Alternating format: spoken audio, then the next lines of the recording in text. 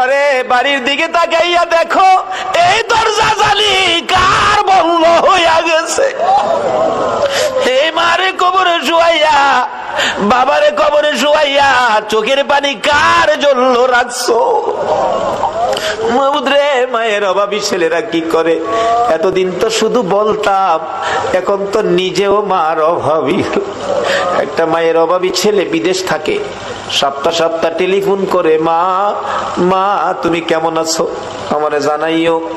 মা কই, বাবা বিদেশ গেছো টাকার জন্য, সপ্তাহ সপ্তাহ টেলিফোন করে টাকা নষ্ট করলে কেমনে হইব? টাকা চিনো রে বাবা, টাকা চিনো।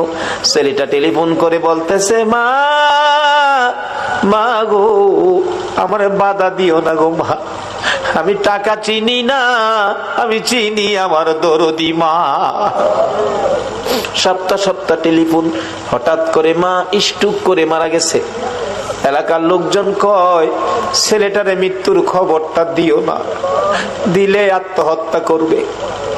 একদিন এক রাত, 2 দিন 2 রাত, 3 দিন 3 রাত, যেদিন পার হয়ে যায়, ওই বিদেশের মাটির থেকে ছেলে স্বপ্নে দেখে মা ডাকতেছে, রে মন্নান, টেলিফোন কার কাছে করবি রে?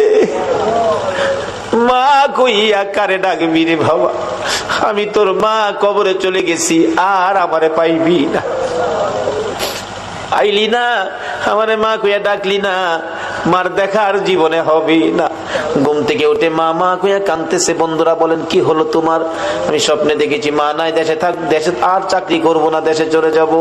সকালবেলা টেলিফোন করছে, বড় ভাই টেলিফোন ধরে, মন্নান সপ্তাহ হইলে টেলিফোন করবি, আজকে কেন টেলিফোন করলি? ভাই আমি স্বপ্নে দেখেছি আমার মা নাই গো। ভাই আগে সত্য করে কও, আমার মায়ের খবর কি? খবর যদি না কও, আমি কালকেই বাড়িতে চলে আসব। মায়ের কাছে দাও, মায়ের সাথে কথা বলবো। মার কাছে যদি টেলিফোন না দাও, আমি কিন্তু কালকে বাড়িতে চলে আসব। বড় ভাই টেলিফোন ফালাইয়া একটা দৌড় মাইরা মায়ের খবরের পাশে, মা মা গো, তোমার পাগল খবর পাইছে গো, কালকে বলে বাড়িতে আইব। বড় ভাই সকালবেলা মাইক্রো ভাড়া করেছে, বুড়া বাবা পিছে পিছে ডাকতেছে, আমারে সঙ্গী করি লইয়া যা রে, মায়ের পাগল রেখে।